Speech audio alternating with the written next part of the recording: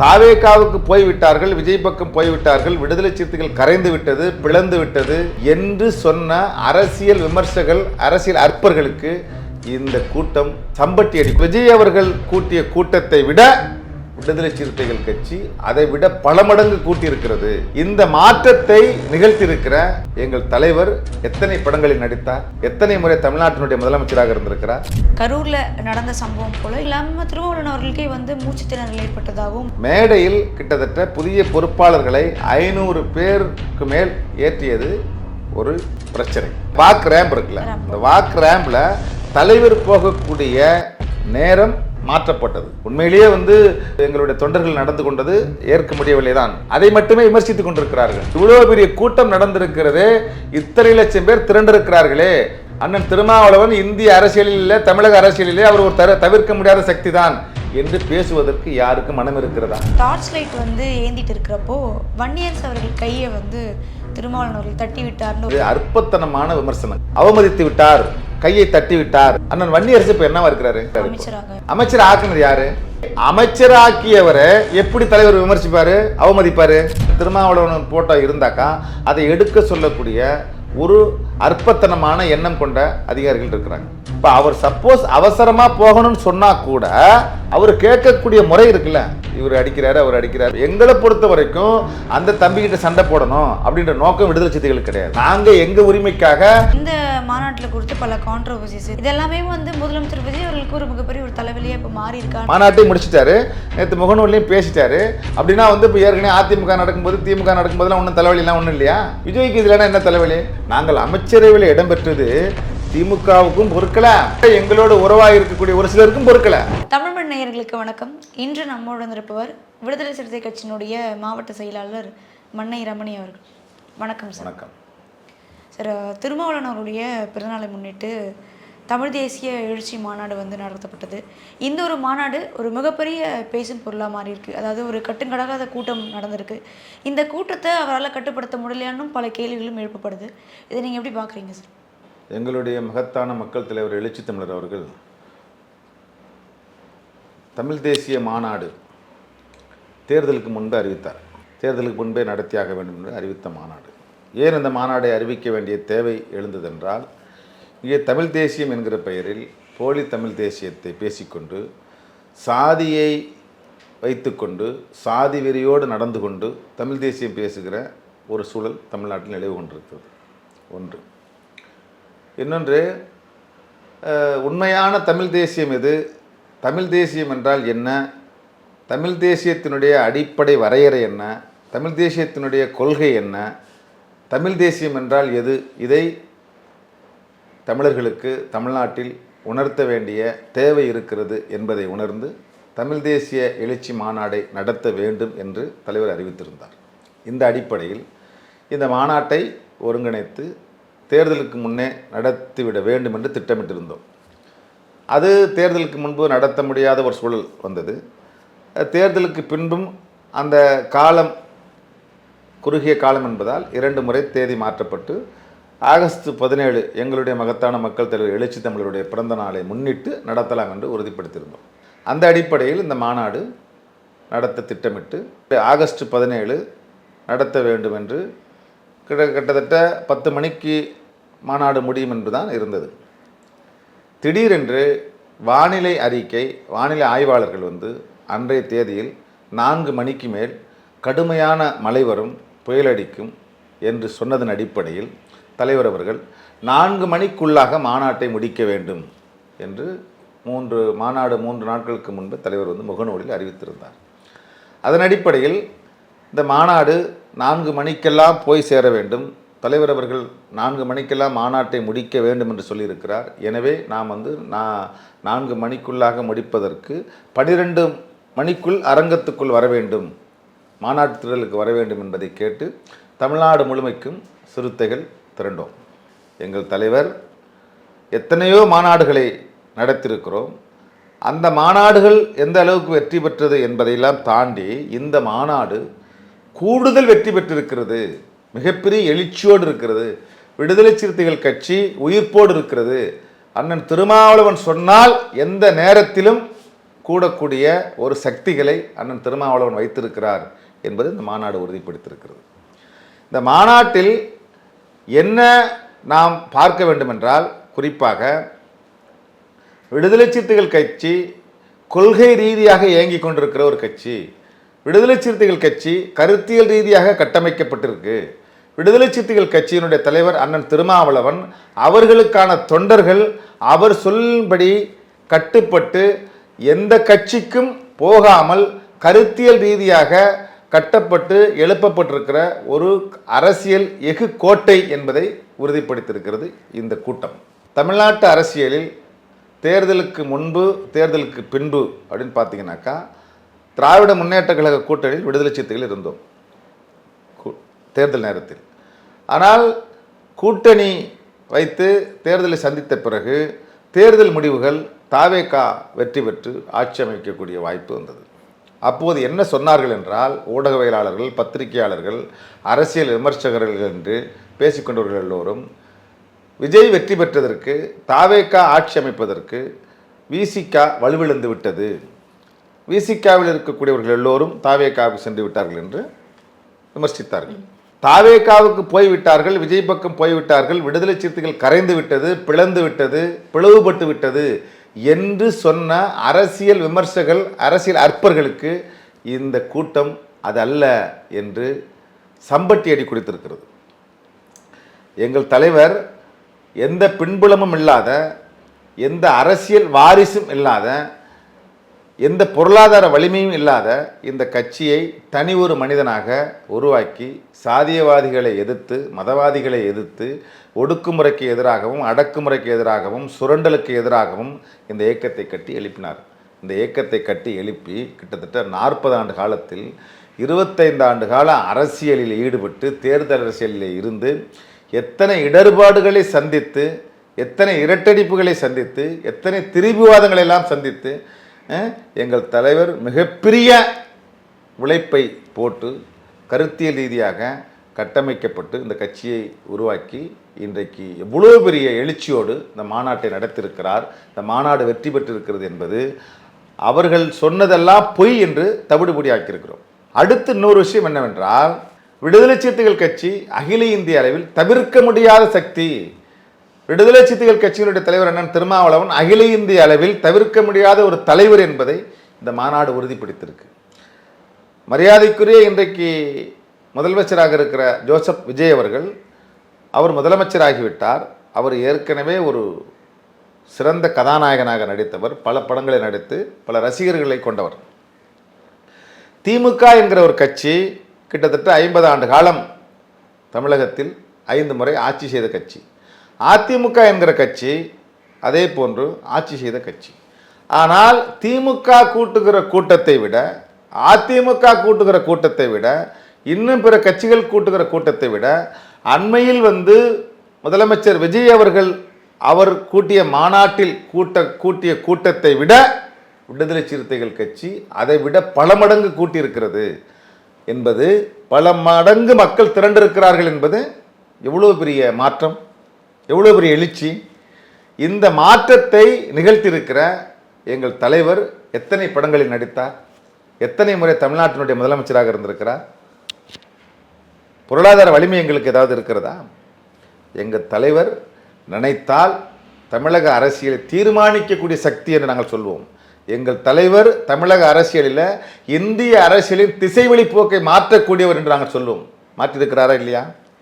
தமிழக அரசியலில் மாற்றம் நிகழ்ந்ததற்கு எங்கள் தலைவர் காரணம். இன்றைக்கு தமிழக அரசியலில் விடுதலை சிறுத்தைகளை விட்டு ஒதுக்கிவிட்டு இன்னொரு அரசியல் கட்சி எழுந்து நடக்காது என்கிற நிலை 30 ஆண்டுகளுக்கு முன் சொன்னது இன்றைக்கு உறுதியாக இருக்கிறது. தலை நிமிர சேரி திரளும் தலைகீழாய் நாடு புரளும் 30 ஆண்டுகளுக்கு முன்ன சொன்ன வணக்கம் தொடர்ந்து நடைமுறைப்படுத்தி கொண்டிருக்கிறோம். இன்றைக்கு அது கூடுதல் சிறப்பை பெற்றிருக்கிறது, கூடுதலான வலிமையை உறுதிப்படுத்தியிருக்கிறது. மிகப்பெரிய எழுச்சியோடு உயிர்ப்போடு அண்ணன் விடுதலை சிறுத்தைகள் கட்சியினுடைய தலைவர் திருமாவளவன் இருக்கிறார் என்பதை இது உணர்த்தியிருக்கிறது. எனவே இந்த கூட்டத்தில் அங்கே ஏற்பட்ட நெரிசல்களுக்கு என்ன காரணம் என்றால், எங்கள் தலைவர் வரக்கூடிய மேடைக்கு வரக்கூடிய நேரம் மாற்றப்பட்டது. அதே போன்று மேடையில் கிட்டத்தட்ட புதிய பொறுப்பாளர்களை 500 பேருக்கு மேல் ஏற்றியது ஒரு பிரச்சனை.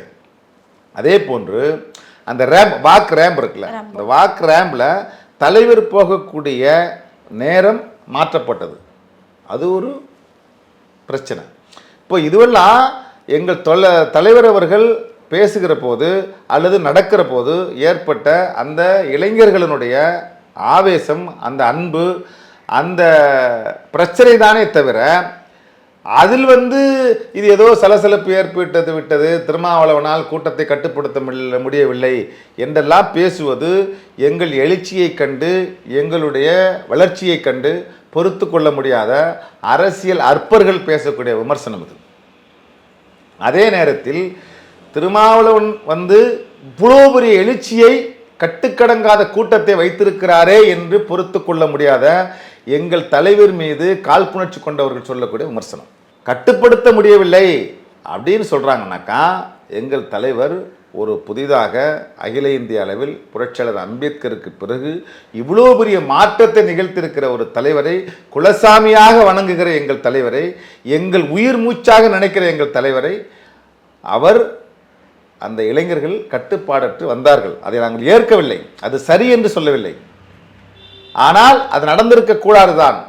ஆனால் அங்கொன்றும் இங்கொன்றும் நடந்தது, அவ்வளவுதான். அது நடந்திருக்க கூடாது. எத்தனையோ ஆயிரக்கணக்கான லட்சக்கணக்கான நாற்காலியில் அமர்ந்திருக்கிறவரும் இருக்கிறார்கள். சரிங்களா? இந்த ஆவேசத்தில் தலைவரோடு போட்டோ எடுக்க வேண்டும், நிற்க வேண்டும் என்கிற அடிப்படையில் வந்தவர்களுக்கு வைத்துக்கொண்டு இவர்கள் விமர்சனம் செய்வதை, இது குறைந்தபட்சம் ஒரு அறம் சார்ந்து பேசுகிறார்கள் அவர்கள். விடுதலை சிறுத்தைகள் கட்சி இவ்வளோ பெரிய எழுச்சியை எப்படி மகிழ்வோடு பேச வேண்டும்? எந்த பின்புலமும் இல்லாத, எந்த பணமும் கொடுக்காத, யாருக்கு ₹1 தம்படி பைசா கூட காசு கொடுக்காம இவ்வளோ பெரிய மாநாட்டை நடத்துகிறாரே, இவ்வளோ பேர் திரண்டு வருகிறார்களே, மாநாட்டு திடலில் இருந்தவர்களை தாண்டி அதை விட 2 மடங்கு மாநாட்டுக்கு வெளிகளில் 4 புற சாலைகளில் கிட்டத்தட்ட 20 கிலோமீட்டர் தூரத்திற்கு ஸ்தம்பித்து போகக்கூடிய அளவுக்கு ஒரு கூட்டத்தை வைத்திருக்கிறாரே, இது எப்படி முடிகிறது? இதற்கு என்ன காரணம்? இவர் என்ன செய்கிறார்? இவர் என்ன அரசியலை பேசுகிறார்? எப்படி இந்த தொண்டர்கள் இப்படி இவர் மீது இவ்வளவு ஒரு அன்பு வைத்திருக்கிறார்கள்? இவர் அழைத்த அழைப்புக்கெல்லாம் ஓடோடி வருகிறார்களே, இவர் கட்டளையிட்டால் திரண்டு வருகிறார்களே, தமிழ்நாடே திரண்டு வருகிறது, 20 லட்சத்துக்கு மேல் மக்கள் கூடுகிறார்களே, மக்கள் வெள்ளத்தில் திருமாவளவன் மிதந்தாரே என்று தானே பேச வேண்டும். உண்மையிலேயே அதில் எங்களுடைய தொண்டர்கள் நடந்து கொண்டது ஏற்க முடியவில்லை தான். ஆனாலும் அதை மட்டுமே பேசி கொண்டிருக்கிறார்கள், அதை மட்டுமே விமர்சித்துக் கொண்டிருக்கிறார்கள். இவ்வளோ பெரிய கூட்டம் நடந்திருக்கிறது, இத்தனை லட்சம் பேர் திரண்டிருக்கிறார்களே, உண்மையிலேயே திருமாவளவன் தவிர்க்க முடியாத சக்தி தான். அண்ணன் திருமாவளவன் தமிழ்நாட்டுக்கு தேவை. அண்ணன் திருமாவளவன் இந்திய அரசியலில், தமிழக அரசியலிலே அவர் ஒரு தவிர்க்க முடியாத சக்தி தான் என்று பேசுவதற்கு யாருக்கு மனம் இருக்கிறதா? நேற்றைய தினத்தில் திருமாவளவன் அவர்களும் ஒரு வீடியோ ஒன்று போட்டிருந்தார். அதாவது கரூரில் நடந்த சம்பவம் போல் இங்கே நடந்துடக்கூடாதுன்றதுக்காக தான் என்னோட உரையை நான் சீக்கிரமாக முடிச்சுட்டு அங்கேருந்து கிளம்பியிருந்தேன் ஒரு விஷயம். அது மட்டும் இல்லாமல் திருமாவளவன் அவர்களுக்கே மூச்சு திணறல் ஏற்பட்டதாகவும் ஒரு வீடியோ ஒன்று பரவலாக பரவிட்டுருக்கு. அதை நீங்கள் எப்படி பார்க்குறீங்க? அதாவது நான் தொடக்கத்திலே நான் சொல்லிட்டேன். அதாவது மாநாட்டை 4 மணிக்குள்ளாக முடித்துவிட்டு மக்கள் மழையிலோ புயலிலோ மாட்டிவிடக்கூடாது என்பதற்காக, சிக்கி தவிக்கக்கூடாது என்பதற்காக, மக்களை பாதுகாப்பாக அனுப்ப வேண்டும் என்பதற்காகத்தான் 4 மணிக்குள் மாநாட்டை முடிக்க வேண்டும் என்று தலைவர் திட்டமிடுகிறார். மாநாட்டை 4 மணிக்குள்ளாக முடிக்க வேண்டும் என்றால் நீங்கள் 12 மணிக்கெல்லாம் அரங்கத்துக்கு வர வேண்டும், திடலுக்கு வர வேண்டும் என்று சொன்னதன் அடிப்படையில் தான் வந்தது. ஆனால் அங்கே அந்த ஷெட்யூல் சேஞ்ச் ஆகுது. அதாவது இசை கச்சேரி நடத்துறது, தலைவர் அந்த ரேம்பில் வாக் பண்ணுறது, யார் யார் பேசுறது எல்லாமே சேஞ்ச் ஆகுது. அப்போ மாறும்போது தான் இப்படிப்பட்ட சிக்கல் ஏற்படுது. அவர் எடுத்த முடிவு தான் சரியான முடிவு. இதை சரி என்று யாரும் பேசவில்லை. உண்மையிலேயே தலைவர் திருமாவளவன் எடுத்த முடிவு சரியான முடிவு. உண்மையிலேயே அவர் மக்களை பாதுகாப்பதற்கான அந்த முடிவை எடுத்தார் என்று பேசியிருக்கணுமா இல்லையா? ஏன் அவர்கள் பேச தயங்குகிறார்கள் என்றால், தலைவர் இப்படிப்பட்ட மாநாட்டை வெற்றிகரமாக நடத்திவிட்டார் என்று பொறுத்து கொள்ள முடியாதவர்கள் விமர்சிக்கிறார்கள். இதை நீங்கள் புரிந்து கொள்ள வேண்டும். இப்போது தலைவர் அவர்கள் தமிழ் தேசியம் குறித்து, தமிழ் தேசியம் என்றால் என்ன என்று போலி தமிழ் தேசியவாதிகளுக்கும் சனாதன சங்கிகளுக்கும் விடை சொல்லக்கூடிய ஒரு உரையாக அமையும் என்று எங்களை போன்ற லட்சக்கணக்கானோர் எதிர்பார்த்திருந்தோம். கிட்டத்தட்ட 1 மணி அல்லது 1.5 மணி நேரம் தலைவர் உரையாற்றுவார் என்று நாங்கள் எதிர்பார்த்திருந்தோம். ஆனால் அந்த எதிர்பார்ப்பு நிறைவேறவில்லை என்கிற ஏக்கத்தில் நாங்கள் இருக்கிறோம். ஆனால் அந்த சூழலில் தலைவர் அவர்கள் உரையாற்றுவது முக்கியமா அல்லது மக்களுடைய பாதுகாப்பு முக்கியமா என்பதை கண்டுணர்ந்து உண்மையிலேயே மக்களை நேசிக்கக்கூடிய, தொண்டர்களை நேசிக்கக்கூடிய, தொண்டர்கள் பாதுகாப்பு முக்கியம், மக்கள் பாதுகாப்பு முக்கியம், மாற்றுத்திறனாளிகள் வந்திருப்பார்கள், பெண்கள் வந்திருப்பார்கள், இவர்கள் எல்லோரும் பாதுகாப்பாக செல்ல வேண்டும் என்றால், பாதுகாப்பாக இருக்க வேண்டும் என்று சொன்னால் நாம் நம்முடைய உரையை நிறுத்துவதுதான் சரி என்று பக்குவப்பட்ட தலைவராக நடந்து கொண்டாரா இல்லையா? அந்த நேரத்தில் உரை முக்கியமில்லை என்று 125 தீர்மானங்களையும் படிக்காமல் 3 தீர்மானங்களை மட்டும் படித்துவிட்டு என்னுடைய உரையை முடித்துக் கொள்கிறேன் என்று சொல்வது மக்களை பாதுகாக்க வேண்டும். நாம் முடித்தால்தான் இந்த கூட்டம் களையும், நாமும் பாதுகாப்பாக செல்ல முடியும், மக்களும் பாதுகாப்பாக செல்வார்கள் என்ற எடுத்த முடிவை, சமயோசிதமாக எடுத்த முடிவை, சரியான முடிவை பேச வேண்டுமா இல்லையா? அதில் என்ன தவறு இருக்கு? இதில் என்ன தவறு இருக்கு? அங்கே ஒரு ஸ்டாம்பீடு ஆயிடக்கூடாது. தலைவர் சில சொல்றாரு, கரூரில் நடந்தது போல் ஒரு சம்பவம் நடந்துவிடக்கூடாது என்று நினைப்பது உண்மையிலேயே ஒரு மக்களுக்கான தலைவனா இல்லையா? எடுத்த முடிவு சரியா இல்லையா? இல்லை, நான் உரையாற்றுவதுதான் முக்கியம், மக்கள் எப்பேர் எக்கேடுபட்டு போனால் எங்களுக்கு என்ன என்று நினைப்பது சரியா? இல்லை, உரையாற்றுவது அவசியம் இல்லை, மக்கள் பாதுகாப்பாக செல்ல வேண்டும் என்று நினைப்பது சரியா? அதுதானே சரி. அதை எங்கள் தலைவர் சரியாக செய்திருக்கிறார். இதில் என்ன இருக்கு? யாருக்கும் இழப்பு ஏற்பட்டு விடக்கூடாது, உயிர் சேதம் ஏற்பட்டு விடக்கூடாது, பாதிப்பு ஏற்படுத்தி விடக்கூடாது என்று நினைப்பது தவறா? ஏங்க, ஒரு தலைவன் வந்து கட்டளையிட்டால் இத்தனை லட்சம் பேர் கூடுகிறார்களே என்பதைத்தானே நீங்கள் பேச வேண்டும். அங்கொன்றும் இங்கொன்றும் நடப்பது அது நாங்கள் ஏற்கவில்லை, அது சரி என்று சொல்லவில்லை, அது தவறுதான். எங்கள் தலைவர் பேசுகிற போது, மேடையில் இருக்கிற போது தொண்டர்கள் அப்படி ஆர்ப்பரிப்பது, அவசரப்படுவது, மேடையில் ஏறுவது, ரேம்பில் ஏறுவது தவறுதான், இல்லை என்று சொல்லவில்லை. ஆனால் அதை மட்டுமே விமர்சிக்க வேண்டுமா? மற்ற விஷயங்கள் இல்லையா? அதற்கு என்ன காரணம் என்றால், நாங்கள் எழுச்சியோடு இருக்கிறோம், புத்துணர்ச்சியோடு இருக்கிறோம், உண்மையாக இருக்கிறோம், தமிழ்நாட்டினுடைய அரசியனுடைய திசைவெளியை மாற்றக்கூடிய ஒரு சக்தியாக இருக்கிறோம் என்பதை பொறுத்து கொள்ளாதவர்கள் பேசுகிறார்கள். சார், இந்த டார்ச் லைட் வந்து ஏந்திட்டு இருக்கிறப்போ வன்னியரசு அவர்கள் கையை வந்து திருமாவளவன் அவர்கள் தட்டி விட்டார்னு ஒரு விஷயம் வந்து போயிட்டு இருக்கு. இந்த இடத்துல அந்த சம்பவத்தில் என்ன நடந்தது சார்? இது அற்பத்தனமான விமர்சனங்க. அதாவது அந்த டார்ச், அந்த சுடர் ஏந்துகிற போது எல்லோரும் நல்ல கண்கூட பார்க்கணும், நீங்கள் அந்த வீடியோவை பார்க்கணும். கையை தட்டி விட்டார், அமைச்சர் வன்னியரசை அவமதித்து விட்டார் என்று பேசுகிறார்களே, நீங்கள் நல்லா பார்க்கணும்.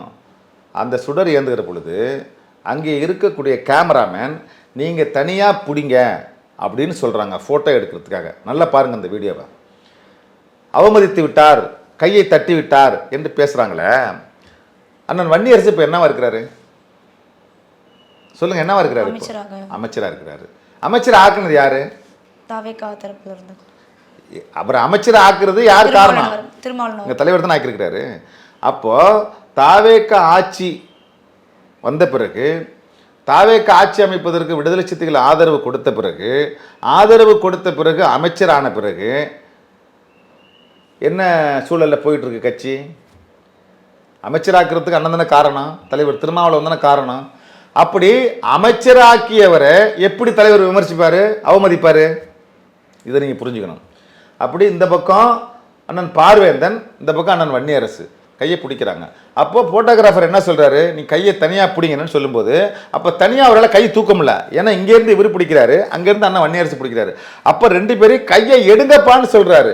அப்போ கையை எடுங்கப்பான்னு சொல்கிறத அந்த கிளிப்பை எடுத்துக்கிட்டு அவமதித்து விட்டார். இது அற்பத்தனமான விமர்சனமா இல்லையா? இது ஒரு செய்தியா? ஏங்க, அமைச்சராக இருக்கிறவரை 30 ஆண்டு காலம் 35 ஆண்டு காலம் கூடவே இருக்கிற ஒரு தம்பியாக நினைக்கிற அவரே அமைச்சராக்கிறவரை எப்படிங்க அவமதிப்பார்? இது அயோக்கியத்தனமான விமர்சனமா இல்லையா? சொல்லுங்க. இது எப்படி இது அவமதிக்கிறதுல என்ன இருக்கு? கையை லிபரல் ஆகணும்னா எப்படி இருக்கும்? இப்போ 2 பேர் கையை பிடிக்கிறாங்க, ஒரு கையை மேலே தூக்கணும் அப்படின்னாக்கா தனியாக தானே தூக்க முடியும். இப்போ 2 பேர் பிடிச்சாங்க இப்படி தூக்க முடியும். அப்போ அந்த சுடரை தனியாக பிடிங்கன்னு சொல்லி போட்டோகிராஃபர் சொல்லும்போது அது தனியாக தானே தூக்கி பிடிக்க முடியும். இதுவெல்லாம் ஒரு விமர்சனமா? அது 3 லட்சம் பேர் திரண்டிருக்கிறார்கள், ஒரு தம்படி பைசா பணம் கொடுக்கல, இவ்வளோ பேர் திரண்டு இருக்கிறாங்களே, இவ்வளோ பெரிய மாநாடு வெற்றி பெற்றிருக்கிறே என்று தானே பேசணும். அதையே நீங்கள் பேச மாட்டீங்க? சொல்லுங்க, என்ன காரணம்? ஏன் அதை பேச மாட்டீங்க? இதெல்லாம் ஒரு செய்தியா? தமிழ்நாட்டில் வேறு செய்தியே இல்லையா? அந்த மாநாட்டில் வேறு சிறப்பு எதுவுமே இல்லையா? 125 தீர்மானங்கள் நிறைவேற்றி இருக்கிறோம். இதை விட என்ன வேணும் உங்களுக்கு? ஏங்க ஒரு தமிழ் தேசியங்கிற அடிப்படையில் உண்மையான தமிழ் தேசியம் பேசக்கூடிய சாதி ஒழிப்புடன் கூடிய தமிழ் தேசியம் பேசக்கூடிய ஒரு இயக்கத்துக்கு 20 லட்சம் பேர் திரள்றாங்க. சார் இப்போது இது மட்டும் இல்லாமல் வந்து தஞ்சையில் ஒரு சம்பவம் நடந்தது. அதாவது ஒரு பேனர் வந்து நீக்கப்பட்டு ஒரு மாணவரை வந்து தாக்குன ஒரு விஷயம். இதை நீங்கள் எப்படி பார்க்குறீங்க? அந்த இடத்துல என்ன நடந்ததுன்னு நீங்கள் பார்க்குறீங்க?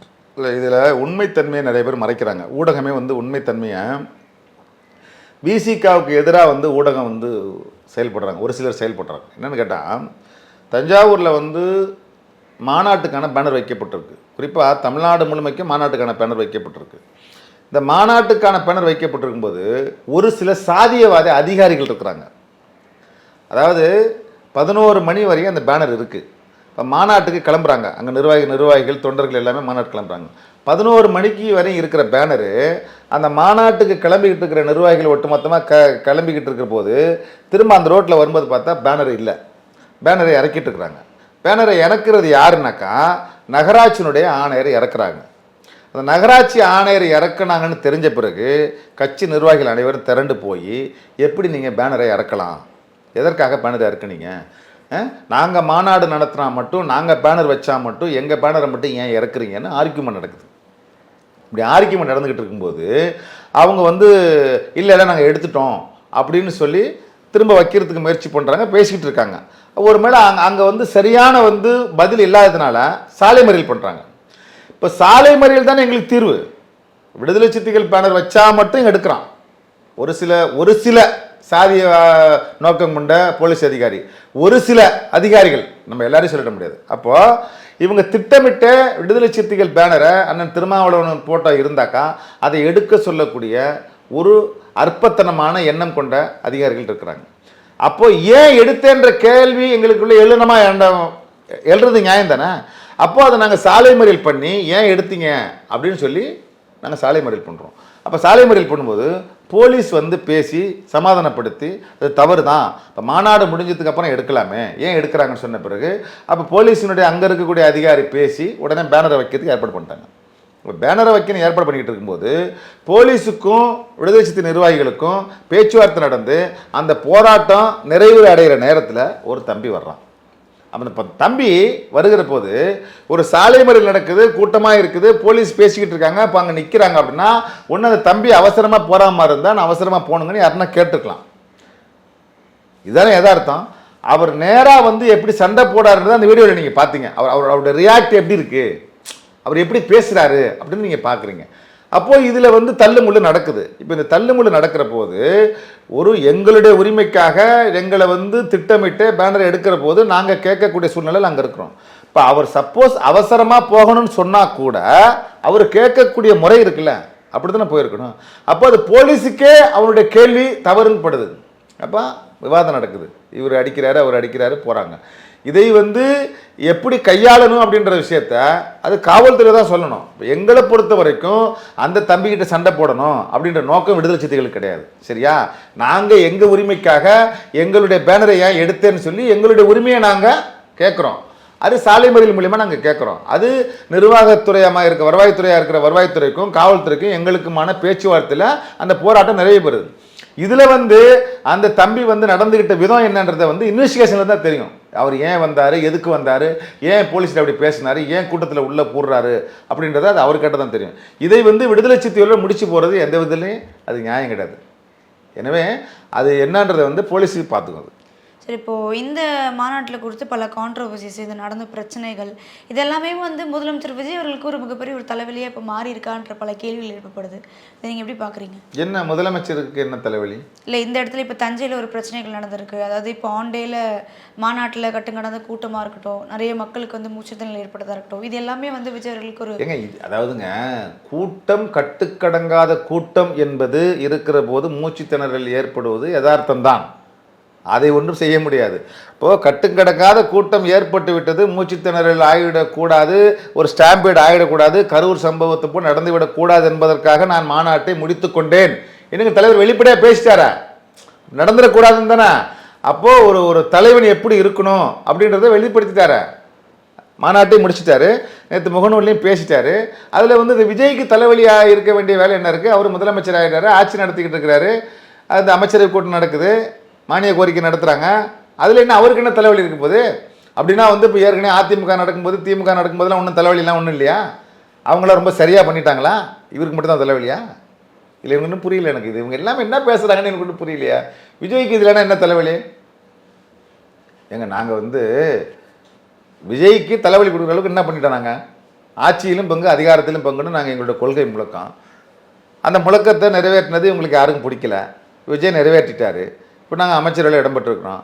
அதனால் எங்களை கண்டமேடிக்க விமர்சிக்கிறாங்க. அதில் என்ன இருக்குது? அவருக்கு என்ன தலைவலிக்கு ஒன்றுமே இல்லையா? நான் எங்கள் தலைவர் தலைவலி கொடுக்குறதுக்கு என்ன சொல்லியிருக்காரு? நேற்று தலைவரை சந்தித்து இது மாதிரி வந்து தமிழ்தாய் வாழ்த்து தான் முதலில் பாட வேண்டும் என்று தீர்மானம் நிறைவேற்றியதற்கு வாழ்த்து ஒன்று. டீலிமிட்டேஷன் என்று சொல்லக்கூடிய தொகுதி மறுவரைக்கு அதுக்கு வந்து தமிழ்நாட்டில் வந்து அரசியல் முரண்பாடுகள் இருந்தாலும் ஒரு ஒற்றை கருத்தாக இருக்க வேண்டும் என்கிற அடிப்படையில் தீர்மானம் நிறைவேற்றியதற்கு வாழ்த்து. இல்லை சொல்லியிருக்கு. அப்புறம் என்ன இருக்குது? தலைவலி என்ன இருக்குது? தலைவலி விஜய்க்கு தலைவலி கொடுக்குறதுக்கு என்ன இருக்குது சொல்லுங்கள்? நாங்கள் விசிகா வந்து தாவேக்காவோட ஆட்சியில் இருக்கிறத நீங்கள் தான் அதை பெருசுப்படுத்திக்கிட்டு இருக்கீங்க. நீங்கள் தான் அதை விமர்சனமாக பேசிக்கிட்டு இருக்கீங்க. ஒரு சாதாரண ஒரு மனிதனாக இருந்தவர், ஏழை எளிய குடும்பத்தில் பிறந்தவர், ஒரு இயக்கத்தை உருவாக்கி இத்தனை ஆண்டு காலமாக வந்து உயிர்ப்போடு வைத்திருக்கிறாரே என்று பொறுத்து கொள்ள முடியாதவர்கள் விமர்சிக்கிறீங்க. அவ்வளோதான். விடுதலை சிறுத்தைகள் வீரியத்தோடு எழுச்சியோடு வெற்றி நடை போட்டு கொண்டிருக்கிறது, வீர நடை போட்டு கொண்டிருக்கிறது, புத்துணர்ச்சியோடு இருக்கிறது என்பதை பொறுத்து கொள்ள முடியாதவர்கள் நீங்கள் விமர்சிக்கிறீங்க. அவ்வளோதான். நீங்கள் வந்து ஒரு ஆர்ப்பாட்டம் நடத்த உங்களுக்கு துப்பு கிடையாது, ஒரு போராட்டம் நடத்த உங்களுக்கு துப்பு கிடையாது. நீங்கள் வந்து உங்களுக்கு கூட்டம் நடத்தினா ஒரு சில 100 பேர் வர்றது தான் இருக்கிற வாய்ப்பு இருக்கான். ஆனால் அண்ணன் திருமாவளவன் வந்து எங்கு சென்றாலும் லட்சக்கணக்கான பேர் திரள்றானே, ஆயிரக்கணக்கான பேர் திரள்றானே. திருமாவளவன் வந்து தினந்தோறும் தலைப்புச் செய்தியாக இருக்கிறாரு. திருமாவளவன் சொல்லுவது தான் இங்கே வந்து விவாதமாக இருக்கிறது என்று இதையெல்லாம் பொறுத்து கொள்ள முடியாதவர்கள் விமர்சிக்கிறார்கள். அவ்வளோதான். அப்படி தான் புரிஞ்சுக்கணும். நீங்கள் தலைவர் வந்து எந்த அரசியலையாவது தேவையில்லாத யாரையாவது விமர்சித்து நீங்கள் பார்த்துருக்கீங்களா? தேவையில்லாமல் எங்கள் தலைவர் யாரையாவது விமர்சித்து அநாகரிகமாக பேசியோ, ஒரு கட்சியை குறை சொல்லியோ, ஒரு தலைவரை வந்து அநாகரிகமாக விமர்சித்தோ பார்த்துருக்கீங்களா? எங்கள் தலைவர் அவருடைய நோக்கத்துக்கு அவர் என்ன அரசியலை, சமூக நீதி பாதுகாக்கப்பட வேண்டும், மதச்சார்பின்மை பாதுகாக்கப்பட வேண்டும், அம்பேத்கர் கொள்கை, பெரியார் கொள்கை, மார்க்ஸ் கொள்கை இதுவெல்லாம் பாதுகாக்கப்பட வேண்டும். இங்கே வந்து சனாதன சக்திகள் கால் ஊண்டிவிடக்கூடாது. இது வந்து இந்த மண் வந்து பெரியார் மண், அம்பேத்கர் மண், இதெல்லாம் வந்து பாதுகாக்கப்படணும். இந்த மக்களுக்கு சரியான அரசியலை பேசணும், உண்மையான தமிழ் தேசியம் பேசணும். சாதி ஒழிப்புடன் கூடிய தமிழ் தேசியம் தான் உண்மையான தமிழ் தேசியம். இதை தானே பேசுகிறாரு. முதல்ல தமிழ் தேசியத்தினுடைய அடிப்படை கூறுகளே தெரியாமல் பேசிக்கிட்டு இருக்கான். உண்மையான தமிழ் தேசியம் எது என்று இருந்தாக்கா எங்கள் தலைவர் பேசுவதுதான் உண்மையான தமிழ் தேசியம் என்று, தலைவர் திருமாவளவன் பேசுவது சரியான தமிழ் தேசியம் என்று பேசுவார்கள். ஆனால் எங்கள் தலைவருக்கு எதிராகவே விமர்சனம் செய்வது, எங்கள் தலைவருக்கு எதிராக காழ்ப்புணர்ச்சியை கக்குவது, எங்கள் தலைவர் பேசுகிற அரசியலை திரிபுவாதம் செய்வது, விடுதலை சிறுத்தைகளினுடைய எழுச்சியை பொறுத்து கொள்ளாமல் அதற்கு எதிரான அரசியலை செய்வது. நாங்கள் அமைச்சரவையில் இடம்பெற்றது திமுகவுக்கும் பொறுக்கல, எங்களோடு பேசி கொண்டிருக்கிற எங்களோடு உறவாக இருக்கக்கூடிய ஒரு சிலருக்கும் பொறுக்கல. அவர்கள் தான் விமர்சனம் பண்ணுறான். இன்றைக்கி ஊடகத்தில் நீங்கள் பார்த்தீங்கன்னாக்கா உண்மைக்கு புறம்பான செய்திகளை பேசுவது, நடந்ததை நடக்காதது போல் பேசுவது, உண்மையில் நடந்த விஷயத்தை யாரும் பேசுவதில்லை. இத்தனை பேர் வந்தார்கள், இத்தனை பேர் திரண்டார்கள், உண்மையிலேயே வந்து தம்படி பைசா கூட கொடுக்காமல் இத்தனை பேர் திரண்டு வந்திருக்கிறார்கள் என்று மனமுகுந்து பேசுவதற்கு யாருக்கும் மனமில்லை. எதையாவது விமர்சிக்க வேண்டும். அண்ணன் திருமாவளவன் மீது சேற்றை வாரி இறைக்க வேண்டும். ஒருபோதும் நீங்கள் பேசுகிற, நீங்கள் கக்குகிற அந்த விமர்சனம் எதுவும் எங்கள் தலைவரை செய்யாது. ஏனென்றால் எங்கள் தலைவர் மக்களுக்கான தலைவர், எங்கள் தலைவர் சமூக நீதிக்கான தலைவர், எங்கள் தலைவர் சனாதனத்துக்கு சிம்ம சொப்பனமாக விளங்கக்கூடிய தலைவர். ஓகேவா? எனவே எங்கள் தலைவனுடைய அரசியல் என்பது இங்கே சமத்துவம், சகோதரத்துவம், சுதந்திரம் இதுவெல்லாம் பாதுகாக்கப்படணும். இப்போ இதை வளர்க்க வேண்டும் என்ற அடிப்படையில் எங்கள் தலைவர் பயணித்துக்கிட்டு இருக்கிறாரு. அந்த அடிப்படையில் எங்கள் தலைவர் மிக சரியாக, நேர்த்தியாக எங்களை வழிநடத்தி செல்கிறார், தமிழர்களை வழிநடத்தி செல்கிறார், தமிழ்நாட்டின் குரலாக ஒலிப்பார். ஒட்டுமொத்த பொது சமூகத்துக்கான தலைவராக எங்கள் தலைவர் பரிணமித்து வருகிறார். இதை பொறுத்து கொள்ளாமல் பேசுகிறார்கள். இவ்வளோ நேரம் வந்து நிறைய விஷயங்களை பகிர்ந்தமைக்கு நன்றி சார்.